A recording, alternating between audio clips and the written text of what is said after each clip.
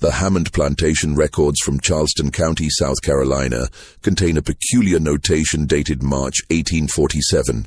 17 members of one of the wealthiest families in the region fell violently ill over the course of 3 days, and 9 died in agony before dawn on the 4th morning.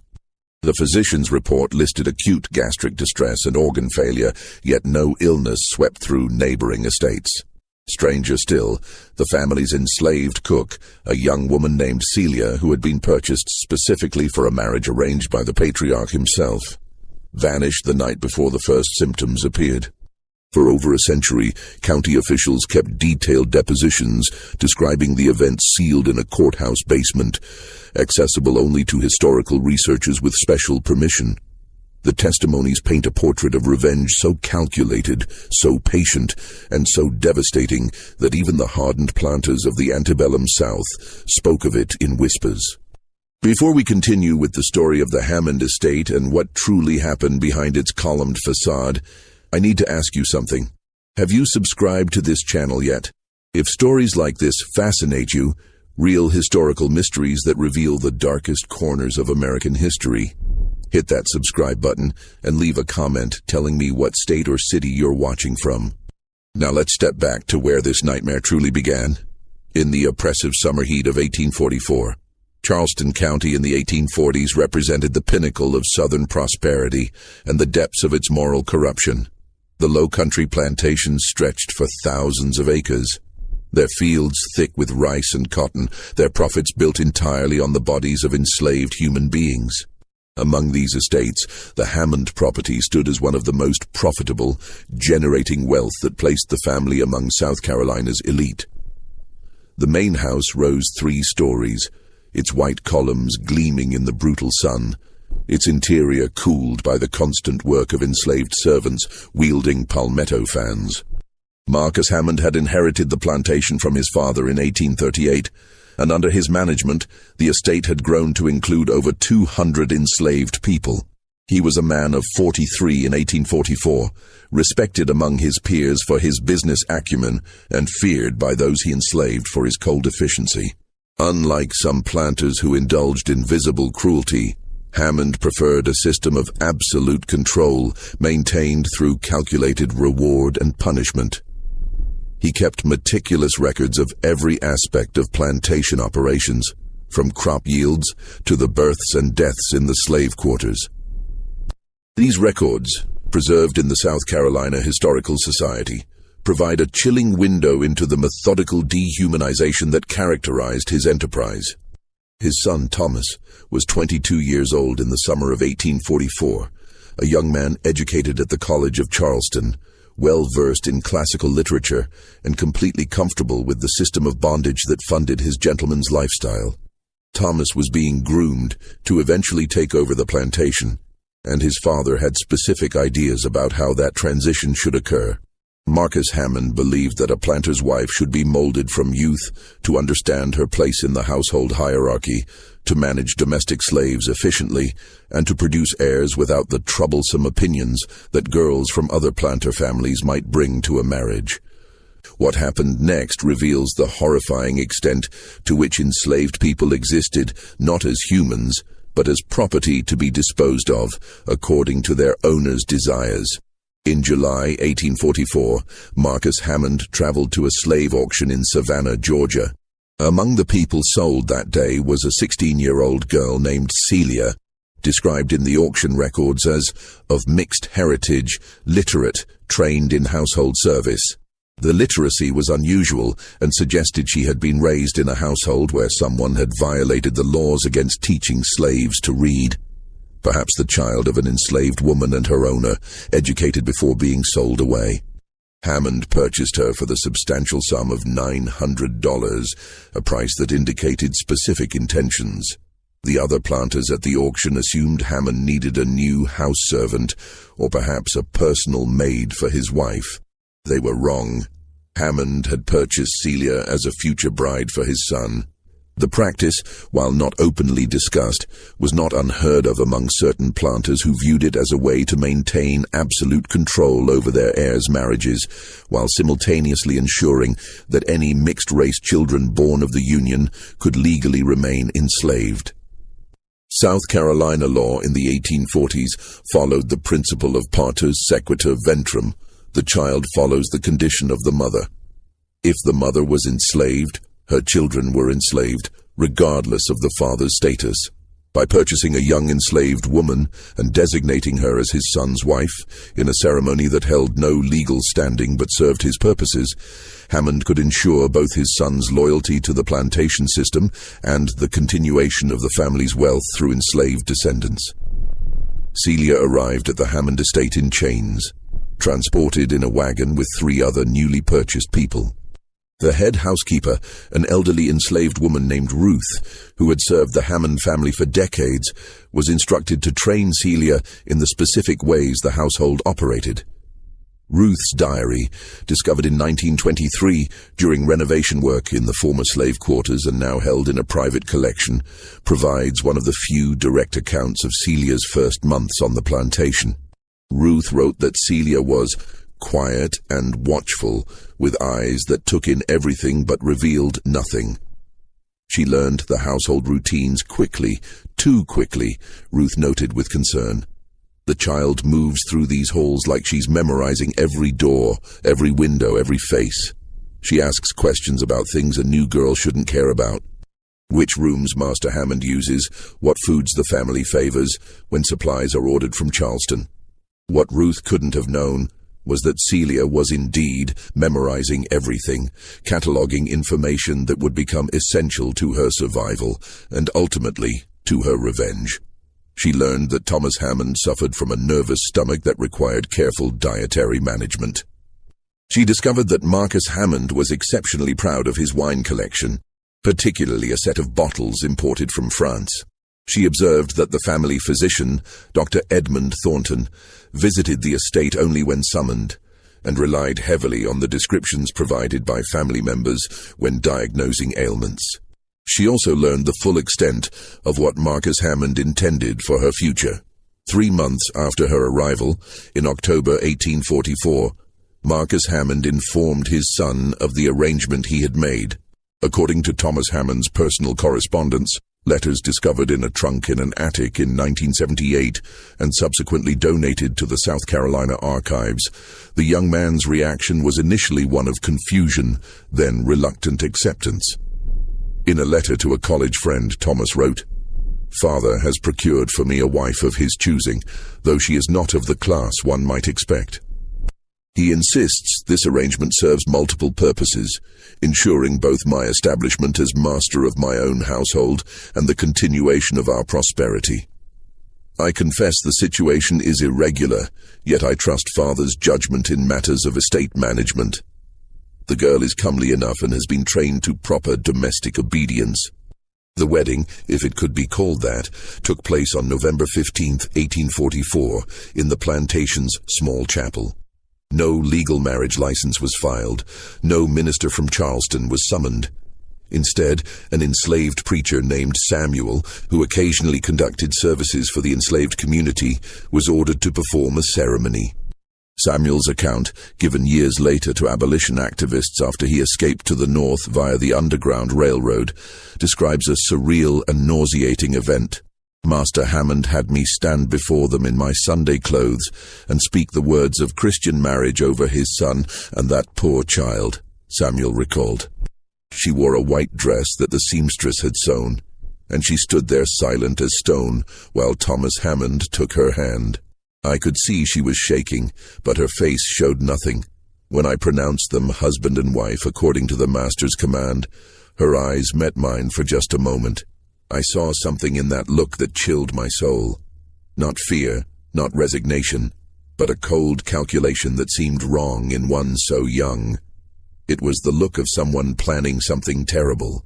After the ceremony, Celia was moved from the slave quarters to a small room adjacent to Thomas's chambers, close enough to serve his purposes, but separate enough to maintain the appearance of propriety before visitors. The door to her room locked from the outside. For the next 2 years, Celia lived in a state of captivity within captivity, forced to serve as wife to a man who owned her as property. The accounts of what transpired during those years are difficult to piece together, as the primary sources are fragmented and often euphemistic. What is clear from household records is that Celia became pregnant twice during this period. The first pregnancy ended in a miscarriage in the spring of 1845, documented in Dr. Thornton's medical notes as a spontaneous termination, not uncommon in slaves of nervous disposition. The second pregnancy in 1846 resulted in a stillborn child, noted in the plantation records simply as female Negro deceased at birth. Ruth's diary entries from this period grow increasingly concerned. "The girl has changed," she wrote in April 1846. "Where once she watched and learned, now she moves through the house like a ghost. But I've noticed something troubling. She has begun asking the kitchen servants about herbs and plants. Specifically, she wants to know about the medicinal plants in the garden, which ones ease pain, which ones purge the stomach, which ones Master Hammond's late mother used to use for various ailments. Old Josiah, who tends the garden, told me she's been collecting seeds and dried leaves, saying she wants to learn healing arts. But there's something in how she asks the questions. Too focused, too deliberate." In the fall of 1846, Marcus Hammond announced that the family would host a grand gathering for Christmas, inviting extended family members from across South Carolina and Georgia. His 2 brothers, his sister, their spouses and children, and several cousins were expected to descend upon the plantation for a week of celebration. Thomas's new position as a planter in his own right would be formally recognized, and the gathering would serve as his introduction to the wider family network. For the first time since her arrival, Celia was given expanded responsibilities.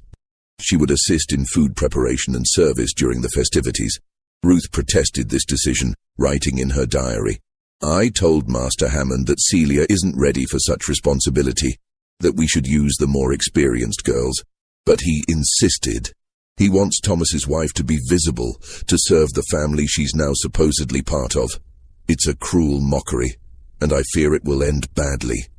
Ruth's instincts were correct, though even she could not have imagined how catastrophic the consequences would be. The Christmas gathering of 1846 began on December 20th, when the first relatives arrived by carriage from Columbia. Over the next 2 days, the plantation house filled with 17 members of the Hammond extended family. There were Marcus Hammond's brothers, Robert and William, with their wives and a total of 6 children ranging in age from 7 to 19. Marcus's sister, Catherine, arrived with her husband and 3 adolescent daughters. Several cousins completed the party, along with a handful of guests from neighboring plantations. The head cook, an enslaved woman named Flora, who had served the family for 20 years, supervised meal preparations with the assistance of 4 other kitchen workers. Celia was assigned to prepare the preserves, pickled vegetables, and special sauces that would accompany the main courses. She was also responsible for serving the wine and preparing after-dinner cordials. According to depositions given after the events that followed, Celia performed her duties with unusual efficiency during the first 2 days of the gathering. Several family members commented on the quality of the meals and specifically praised a particularly delicious plum preserve that accompanied the roasted fowl served on December 22nd. The family's children enjoyed a special sweet cake that Celia had prepared, and Marcus Hammond repeatedly refilled his glass from a decanter of spiced wine that she had placed in his study. On the evening of December 23rd, the family gathered for their largest meal yet, a feast that included roasted pig, venison, oysters brought from Charleston, and an array of side dishes and desserts. The meal stretched over 3 hours, with multiple courses and generous servings of wine. Everyone ate heartily except Celia, who stood in the corner of the dining room with the other serving staff, ready to refill glasses or clear plates as needed. By midnight, the first person fell ill. Marcus Hammond woke his household with violent retching. Within an hour, his wife was similarly afflicted. By dawn on December 24th, all 17 family members were experiencing severe gastrointestinal distress. Dr. Thornton was summoned urgently from Charleston. His initial diagnosis, documented in his medical notes, was food poisoning, perhaps contaminated oysters or spoiled meat. He prescribed purgatives and bed rest, assuring the family that the illness would pass within a day or two. But the symptoms did not improve. Instead, they worsened dramatically. By the afternoon of December 24th, the younger children were crying inconsolably, their small bodies racked with painful cramping. The adults fared little better, with several losing consciousness periodically. Blood began appearing in their vomit. Dr. Thornton, now deeply concerned, expanded his diagnosis to include possible cholera, though he noted the absence of the disease in surrounding areas made this unlikely. What Dr. Thornton didn't know, what he couldn't have known without the toxicology knowledge that wouldn't exist for another 50 years, was that the Hammond family members weren't suffering from disease or contaminated food. They were being systematically poisoned. On Christmas morning, as the family lay suffering in their beds, the overseer discovered that Celia was missing. Her small room was empty, her few possessions left behind except for one item. The white dress she had worn at her forced wedding was laid carefully on the bed, along with a single sheet of paper.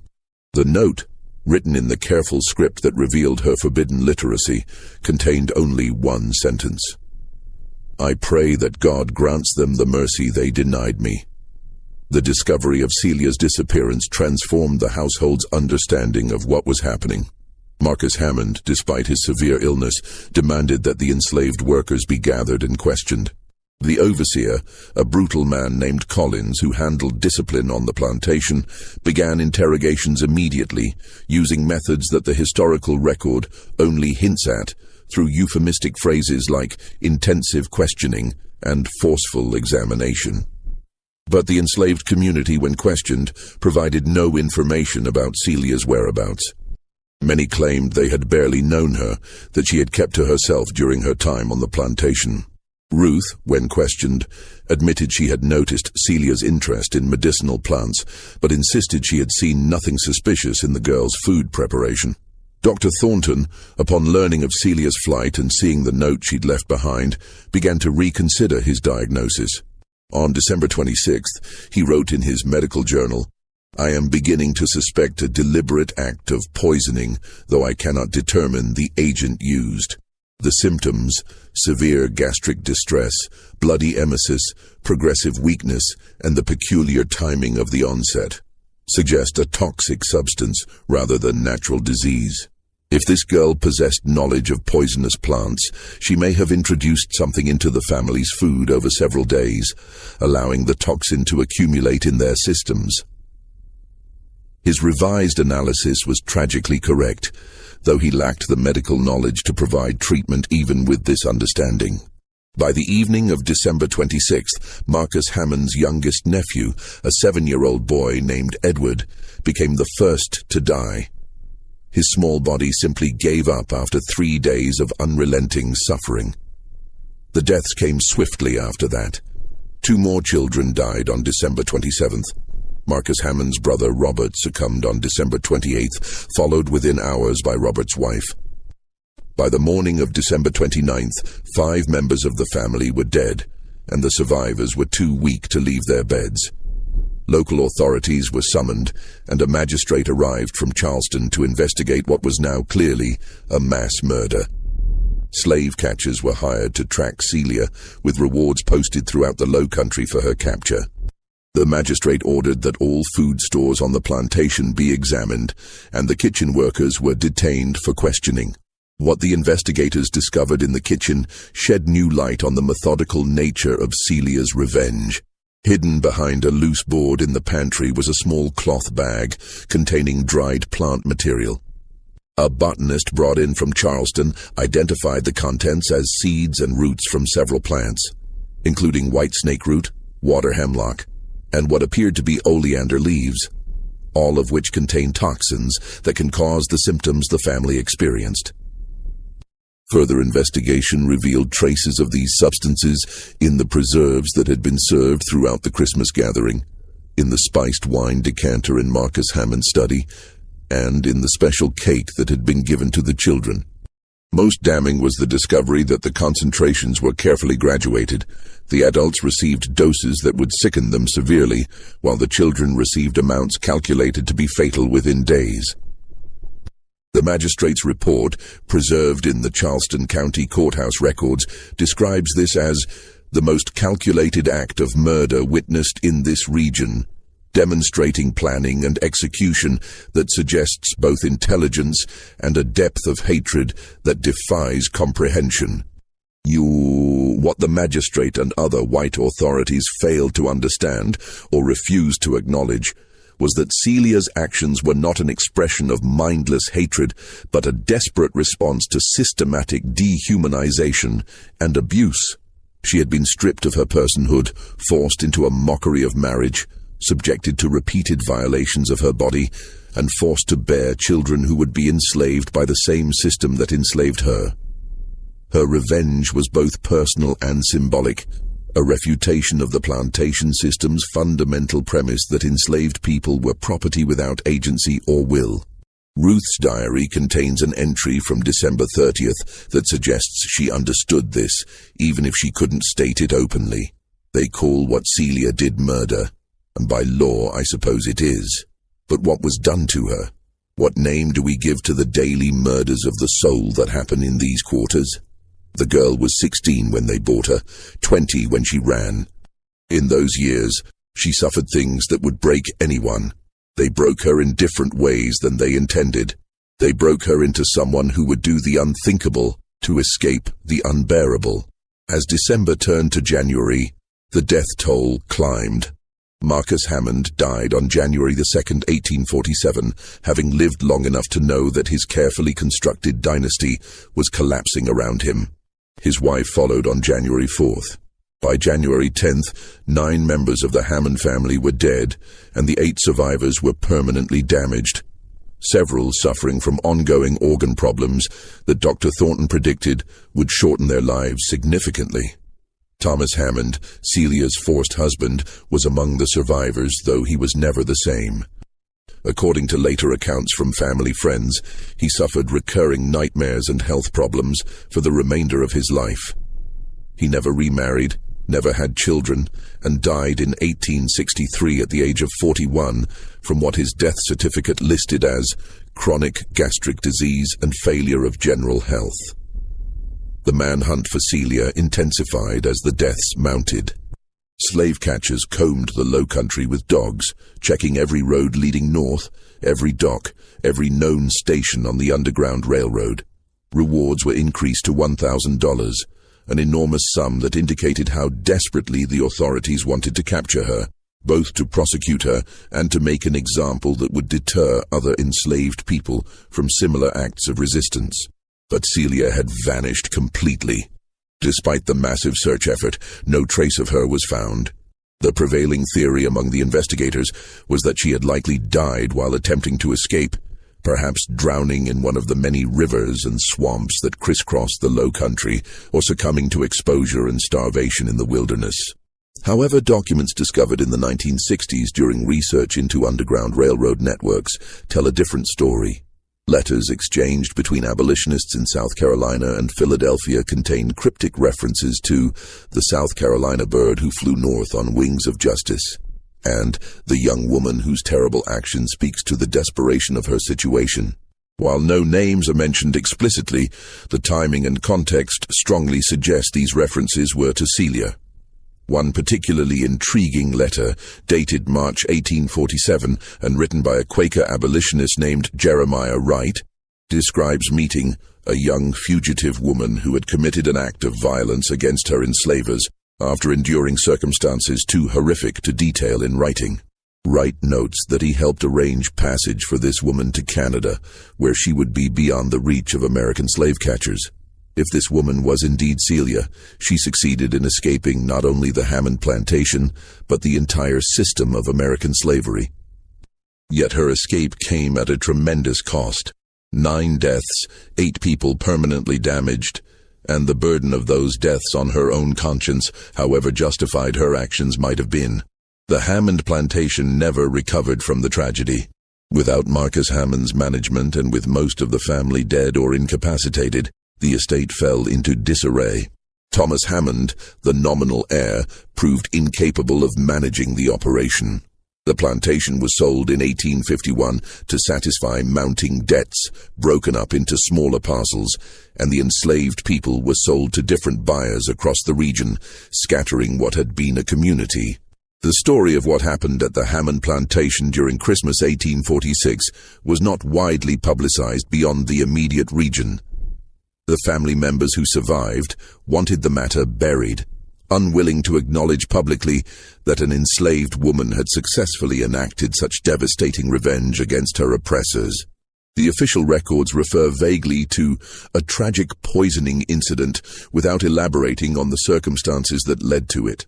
Just when we thought we'd seen it all, the horror in Charleston County intensifies. If this story is giving you chills, share this video with a friend who loves dark mysteries, hit that like button to support our content, and don't forget to subscribe to never miss stories like this. Let's discover together what happens next. The magistrate's final report on the Hammond plantation murders, completed in February 1847 and filed in the Charleston County records, provides the most detailed accounting of how Celia executed her plan. Through interviews with surviving family members, examination of the plantation's records, and consultation with medical experts, investigators pieced together a timeline of poisoning that revealed both remarkable patience and chilling premeditation. Celia's knowledge of toxic plants likely came from multiple sources during her time on the plantation. Old Josiah, the gardener, unknowingly taught her which plants had medicinal properties and which were dangerous. Flora, the head cook, showed her which wild mushrooms were edible and which would cause illness. Ruth's medical knowledge, gained from decades of treating minor ailments in the slave quarters, provided additional information. Celia absorbed all of this, asking questions that seemed innocent but were actually reconnaissance for her eventual plan. The investigation revealed that Celia had been collecting and preparing her materials for at least 6 months before the Christmas gathering. She had dried oleander leaves, gathered water hemlock roots during autumn foraging trips with other enslaved workers, and carefully harvested white snake root that grew in the wooded areas of the plantation. She had tested small amounts on the plantation's rats, a detail confirmed when investigators found several dead rodents in the area near where she stored her materials. What made Celia's plan particularly devastating was her understanding of how to use these substances without immediate detection. Rather than introducing a single, obviously poisonous substance that would cause instant death and immediate suspicion, she used a combination of toxins that created symptoms resembling natural illness. The oleander primarily affected the heart, causing irregular rhythms and weakness. The water hemlock attacked the nervous system, causing tremors and convulsions. The white snake root produced the severe gastrointestinal symptoms that Dr. Thornton initially mistook for food poisoning. She had introduced these substances gradually over the course of several days before the Christmas gathering, building up levels in the family members' systems. The preserves, which were served at multiple meals, contained the oleander. The spiced wine that Marcus Hammond favored was infused with water hemlock extract. The sweet cake served to the children contained white snake root. By the time the acute symptoms manifested on December 23rd, the toxins had been accumulating for nearly a week. The discovery of her methodology led investigators to examine the plantation's medical records more carefully. What they found painted an even more disturbing picture of Celia's long-term planning. Dr. Thornton's notes from the previous year revealed that she had consulted him twice about stomach ailments, claiming she suffered from digestive problems. During these consultations, she had asked detailed questions about the symptoms of various illnesses and the remedies he prescribed for them. At the time, he had thought nothing of these questions, attributing them to a natural curiosity about healing. In retrospect, he realized she had been learning to mimic disease symptoms and understand how physicians diagnosed different conditions. Even more revealing were notations in the plantation's supply records. Flora, when questioned extensively by the magistrate, recalled that Celia had volunteered to take inventory of the kitchen stores multiple times over the autumn months. She had shown particular interest in the spice cabinet, asking about which seasonings the family preferred and how different spices affected the taste of foods. Flora had been pleased by this attention to detail, thinking it showed Celia was becoming a dedicated worker. Instead, Celia had been determining which strong flavors could mask the bitter taste of the plant toxins she intended to use. The magistrate's investigators also discovered that Celia had cultivated relationships with several enslaved workers from neighboring plantations during Sunday gatherings, when limited movement between estates was permitted for religious services. These workers, when questioned, reported that Celia had asked them about plants that grew in different areas, claiming she wanted to start a small medicinal garden. One woman from the neighboring Singleton plantation recalled that Celia had been particularly interested in hearing about a recent incident where several pigs had died after eating plants near a creek. When shown samples of water hemlock, this woman confirmed it was the same plant that had killed the pigs. Dr. Thornton's later analysis, written in his medical journal after he understood what had happened, expressed a mixture of horror and reluctant admiration. The precision of this crime is extraordinary. The perpetrator demonstrated knowledge of pharmacology that would be impressive in a trained physician. She understood dosing, accumulation effects, and how to disguise the taste of bitter compounds in sweet and savory foods. That such knowledge was possessed by a slave girl of 20 years suggests an intelligence that was tragically misapplied, but nonetheless remarkable. What Dr. Thornton failed to document, but what became clear through the testimonies of the enslaved workers, was that Celia had also carefully observed the family's daily routines and relationships. She knew that Marcus Hammond always took a glass of spiced wine before retiring each evening. She knew that his wife had a particular fondness for plum preserves at breakfast. She understood that the children were allowed sweets on special occasions and that their parents rarely monitored what they ate during holiday celebrations. She had noted which family members had robust constitutions and which were more delicate, adjusting her doses accordingly. The depositions taken from survivors reveal the psychological horror of their realization. Catherine Hammond, Marcus's sister and one of the survivors, described the moment she understood what had happened. "We had eaten together, laughed together, praised the food that this girl prepared. When I learned what she had done, I felt not only the physical agony of the poison, but the deeper agony of betrayal. Yet in the nights that followed, as I lay weak and suffering, I could not escape a terrible question. What had we done to her that would drive her to such an act? The answer, when I allowed myself to truly consider it, was more poison than anything she had fed us." Catherine's deposition continued with disturbing details about the Christmas gathering itself. She recalled that on December 22nd, during the family's evening gathering in the parlor, Celia had served them all a special cordial she claimed was a traditional recipe for the season. The cordial had a slightly unusual taste, which Celia explained was due to a rare spice she had obtained from a merchant in Charleston. Everyone had complimented the drink, and Marcus Hammond had specifically praised Celia in front of the assembled family, saying she was becoming an asset to the household. Catherine remembered the look on Celia's face during this praise. A slight smile that didn't reach her eyes, and a moment where she had seemed to stare directly at Thomas with an expression Catherine couldn't quite interpret at the time. William Hammond, another survivor, and Marcus's younger brother, provided testimony that revealed Celia's psychological manipulation extended beyond simply poisoning the food. He recalled a conversation on December 21st where he had complimented Celia's service and asked how she was adjusting to life on the plantation. She had responded with apparent humility, thanking him for his kindness and saying that the Hammond family had been generous to her. She had specifically mentioned how grateful she was for the opportunity to learn so many skills: cooking, preserving foods, understanding the medicinal plants in the garden. William had been pleased by her attitude, interpreting it as contentment with her station. Only later did he realize she had been, in essence, confessing her crimes before they fully manifested, secure in the knowledge that he would never suspect her true meaning. The most haunting testimony came from Thomas Hammond himself. Unlike the other survivors, Thomas initially refused to provide a formal deposition. The magistrate had to compel his testimony through legal means, and even then, Thomas spoke only reluctantly. His statement, preserved in the court records, reveals a man shattered by guilt and horror. Thomas described the evening of December 23rd in painful detail.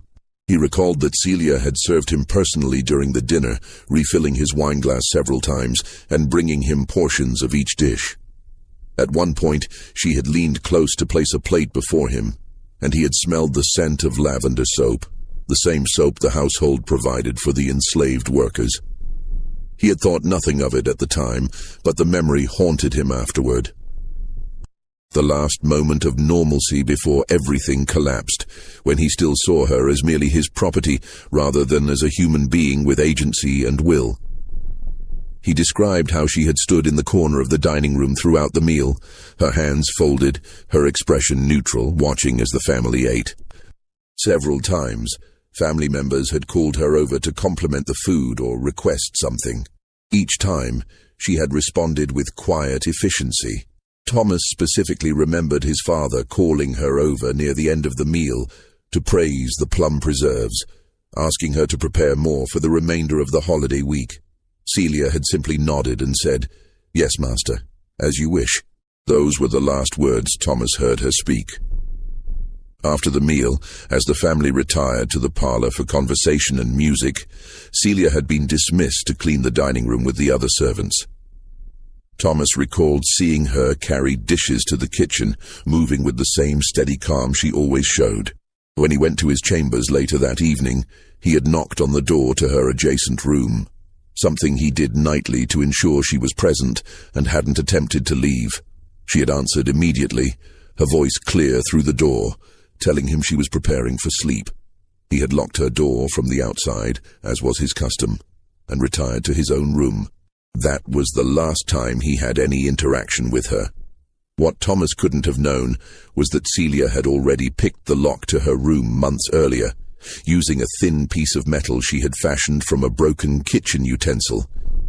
She had practiced this skill repeatedly, waiting until the household was asleep to silently open her door, move through the house, and return before dawn. She had used these nighttime excursions to hide her collected plant materials, to test locks on other doors and windows, and to plan her escape route. On the night of December 23rd, after Thomas locked her door, she had waited 2 hours before picking the lock one final time and disappearing into the darkness. The magistrate's investigation traced her likely escape route through examination of the plantation's layout and interviews with patrollers who had been on duty that night.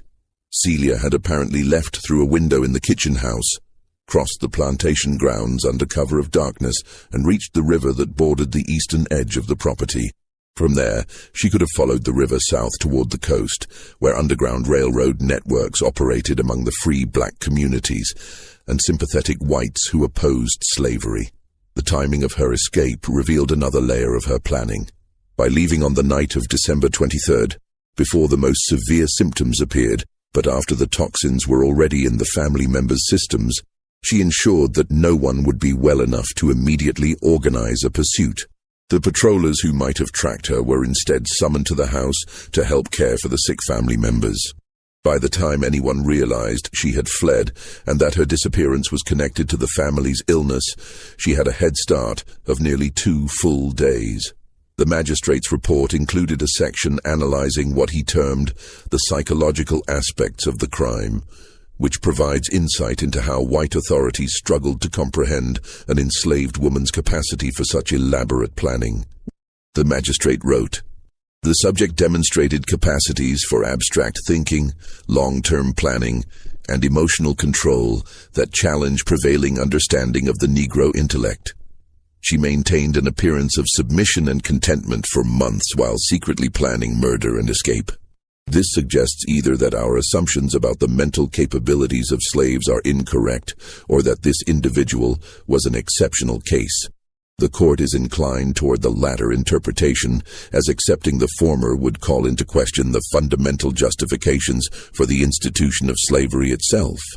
This section of the report was quietly removed from the public record by local authorities who recognized the dangerous implications of such reasoning.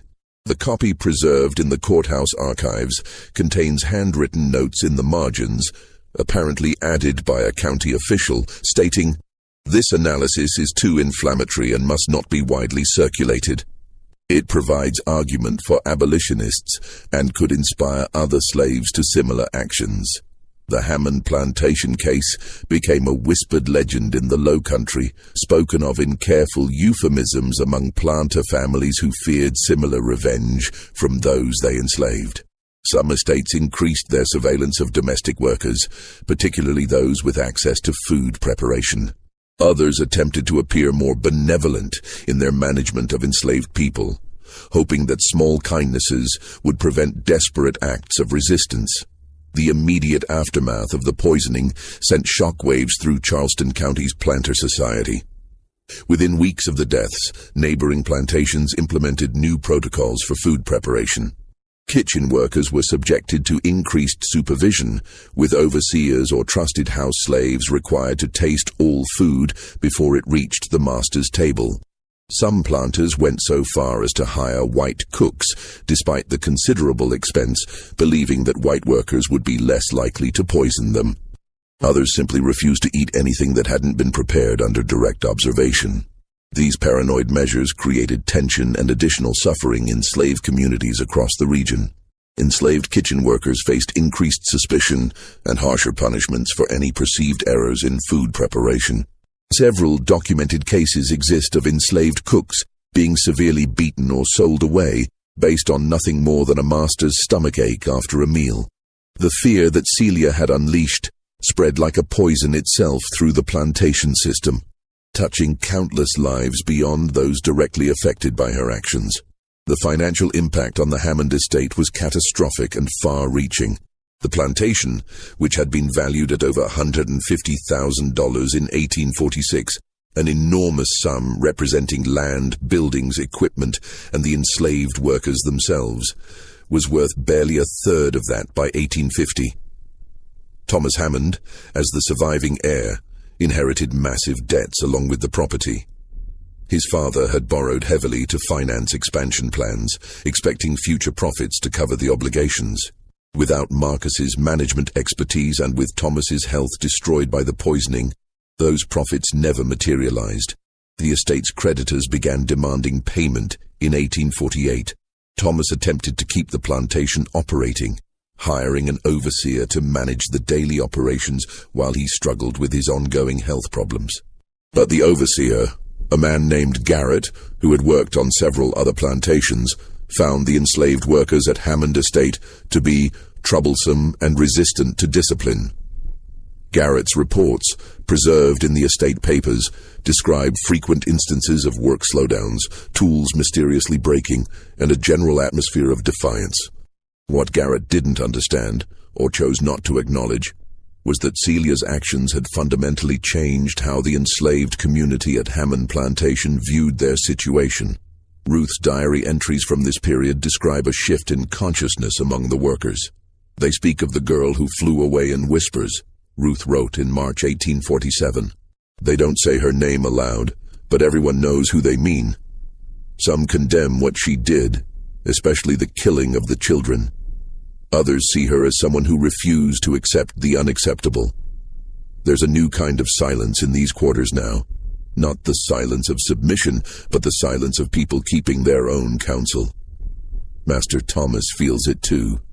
He's afraid of us now, all of us, even though most of us would never do what she did. This fear manifested in Thomas's increasingly erratic behavior. Workers reported that he would appear suddenly in the kitchen house at odd hours, watching the food preparation without explanation. He fired Flora in 1848, despite her decades of loyal service, because he convinced himself that she must have known about Celia's plans. He began taking his meals alone in his study, and eventually started preparing some of his own food, an unthinkable breach of social protocol for a man of his class.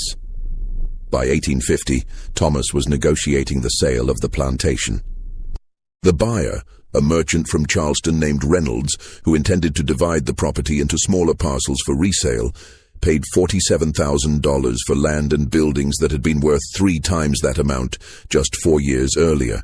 The sale included the enslaved workers, who were to be sold separately at auction to maximize Reynolds's profit. The auction, held in September 1850, scattered the enslaved community that had existed at Hammond Plantation for generations. Ruth, by then in her 70s, was purchased by a local farmer who needed an experienced houseworker. Josiah, the gardener, went to a plantation near Georgetown. Flora, despite having been fired by Thomas, was sold to a family in Columbia. The younger workers were sold to buyers from as far away as Mississippi and Alabama, torn from everyone they had known and sent to places they had never seen. Ruth's diary contains a final entry about the Hammond plantation, dated the day before the auction. "Tomorrow we will all be scattered like seeds on the wind. The place where we lived our lives, where we loved and suffered and died, will become just a memory. They think they're erasing what happened here by breaking us apart and selling off the land. But memories don't die so easily. Every one of us who leaves here carries the story of what that girl did.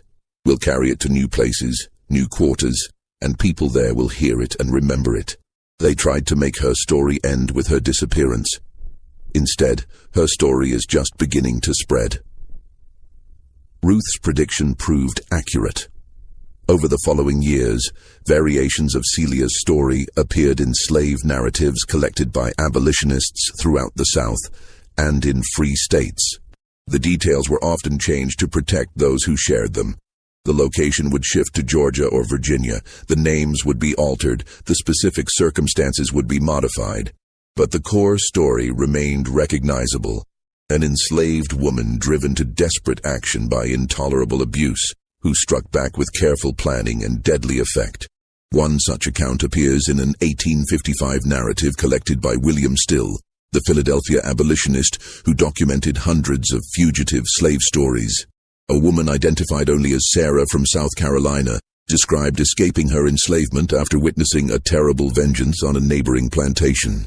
Her account doesn't name Celia or the Hammond family, but describes a young enslaved woman who used her knowledge of herbs and plants to settle accounts with those who had wronged her beyond forgiveness.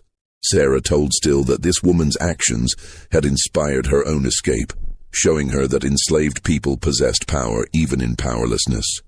As for Celia herself, no definitive record exists of her fate after she fled the plantation.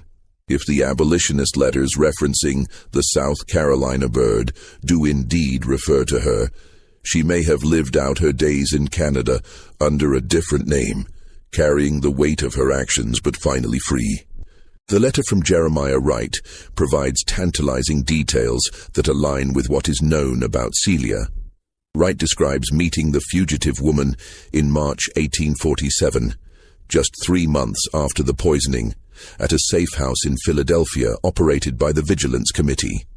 Wright's letter, written to a fellow Quaker abolitionist, describes the woman as young, perhaps 20 years, of mixed heritage, and bearing the marks of harsh treatment upon her person. He notes that she was remarkably composed for one who had endured such trials and committed such acts. Most significantly, Wright mentions that the woman possessed literacy unusual for an enslaved person and expressed knowledge of medicinal plants that Wright, himself an amateur herbalist, found impressive.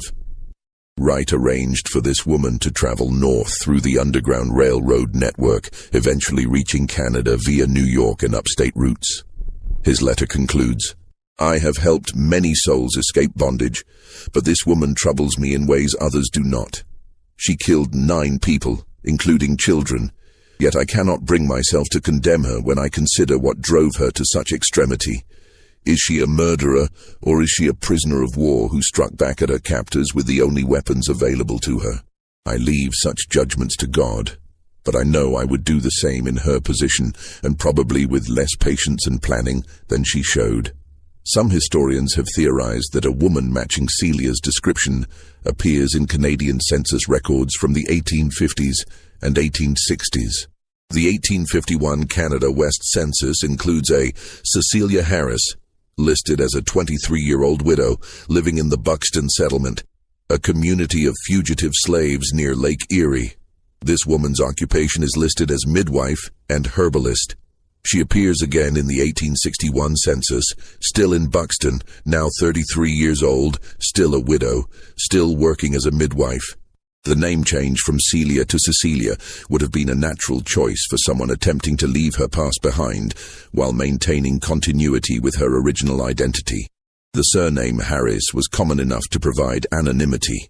The occupation makes sense for someone with her knowledge of plants and medicines.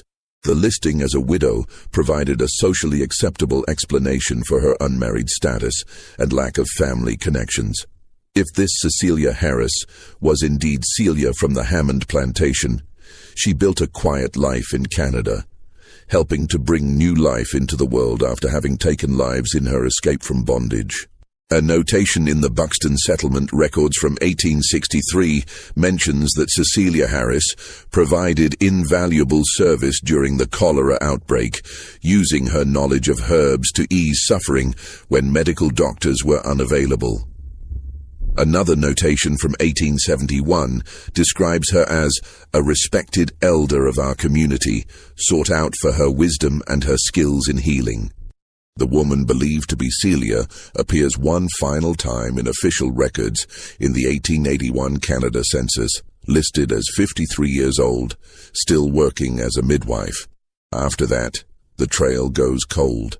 Church records from Buxton's African Methodist Episcopal congregation include a burial notation from January 1889 for a Cecilia Harris, aged approximately 61 years, died of pneumonia. The brief eulogy notes that she lived a quiet life of service to her community, never married, and left no known descendants. She will be remembered for her healing skills and her kindness to those in need. If this was indeed Celia, she survived for more than 40 years after her escape, living nearly twice as long after fleeing the Hammond plantation as she had lived before that desperate Christmas. She would have carried the memories of what she had done, the 9 people who died because of her actions, for all those decades. One wonders whether she found peace, whether she felt her actions were justified, whether the freedom she gained was worth the price she paid for it. Other researchers believe Celia never made it out of South Carolina, that she died during her escape attempt, and her body was never found. The swamps and rivers of the Low Country are unforgiving, and countless fugitives perished in their attempts to reach freedom.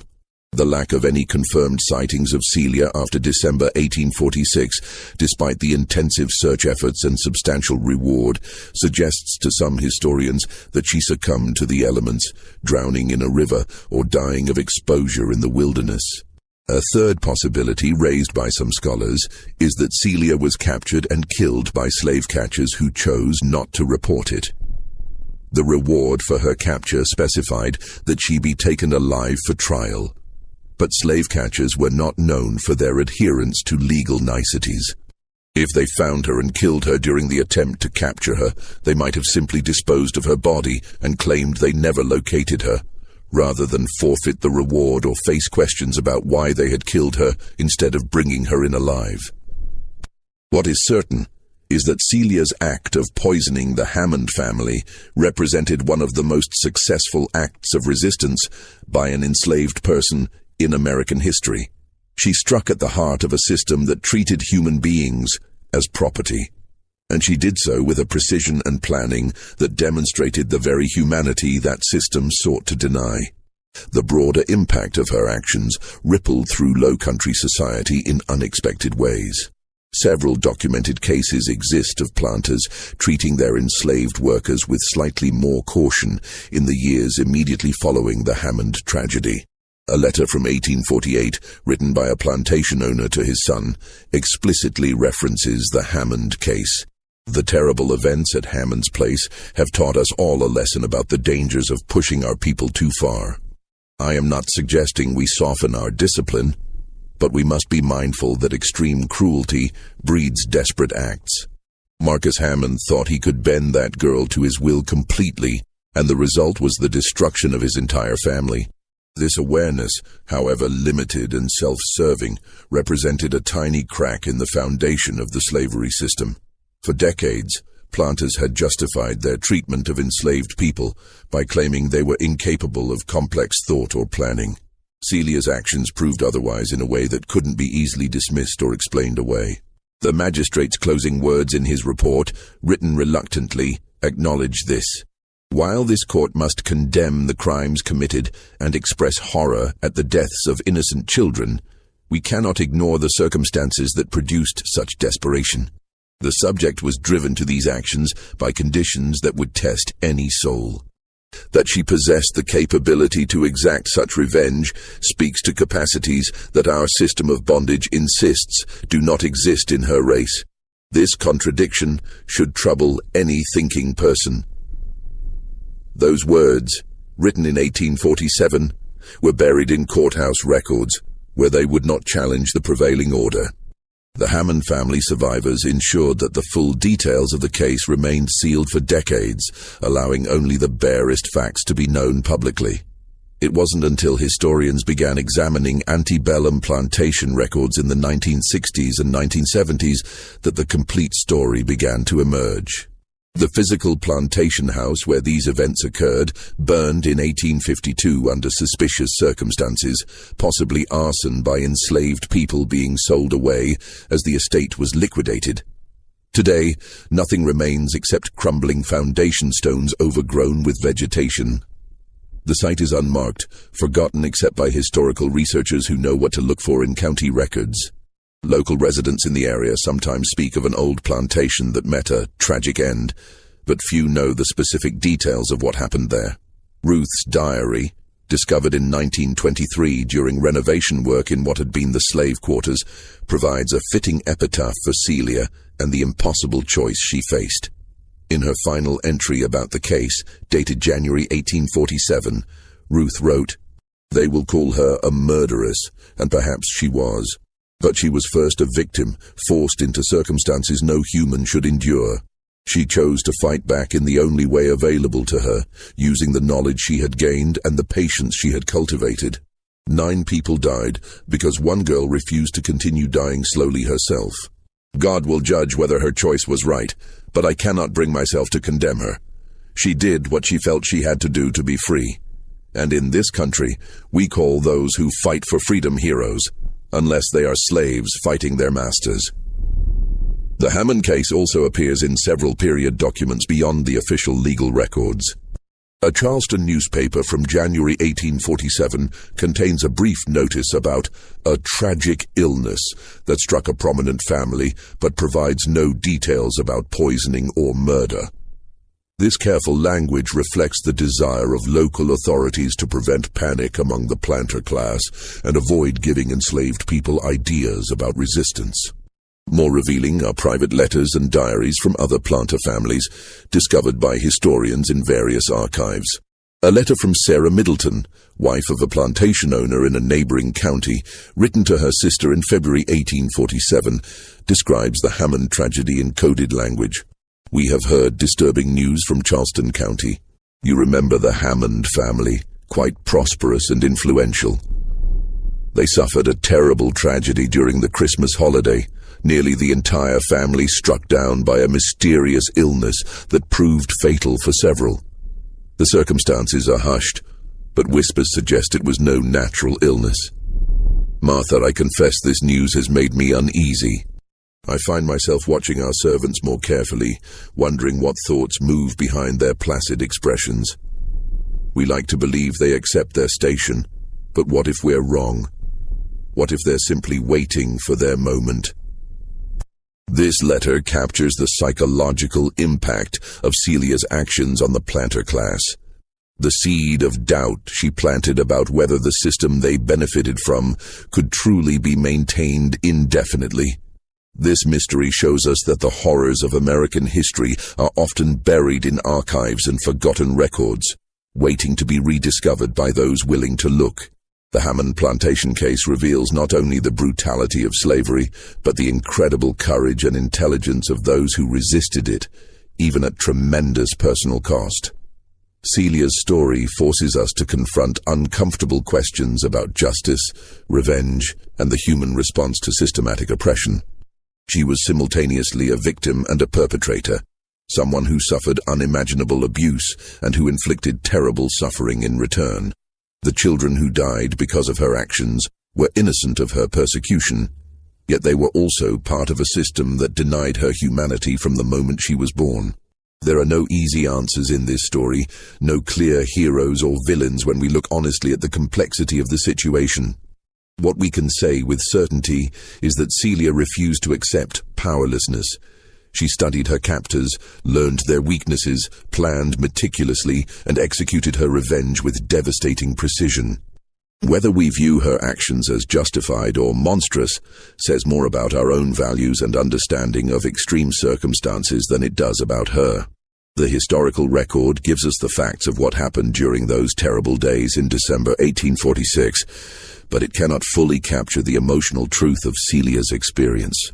We can read the depositions and examine the physical evidence, but we cannot truly know what it felt like to be her, to be 16 years old and sold at auction, to be forced into a mockery of marriage, to lose 2 pregnancies under brutal circumstances, to live every day as someone else's property with no hope of legal remedy or escape. We can only imagine the depth of desperation required to decide that killing 9 people, including children, was preferable to continuing to live as she was. What do you think of this story? Do you believe Celia was justified in her actions? Or do you believe the taking of innocent lives can never be justified regardless of circumstances? Do you think she made it to Canada and lived out her life as Cecilia Harris? Or do you believe she died during her escape? Leave your comment below with your thoughts on this deeply troubling chapter of American history. If you enjoyed this tale and want more historical mysteries like this, subscribe to the channel, hit the notification bell, and share this video with someone who appreciates the complex, dark corners of our past. Until next time, remember that history is never as simple as we might like it to be, and the people who lived through these terrible times made impossible choices that we can barely comprehend from our comfortable distance.